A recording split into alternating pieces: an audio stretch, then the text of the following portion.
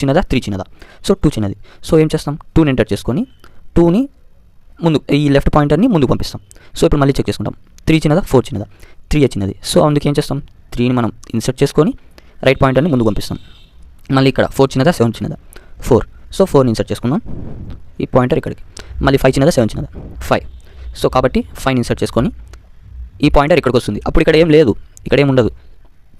So మీరు ఇక్కడ logic ఏంటంటే, ఎప్పుడైతే మనకి లెఫ్ట్ పాయింటర్ కానీ రైట్ పాయింటర్ కానీ ఆ అర్రేని మించి, లైక్ ఇక్కడ వరకు అర్రే ఉంటే ఈ అర్రేని మించి ఇంకొక స్టెప్ ముందుకు వెళ్తుందో అప్పుడు మనం ఆపేయాలి, ఈ ప్రాసెస్ ఆగిపోతుంది. సో ఇంతవరకు మనకైతే వచ్చింది.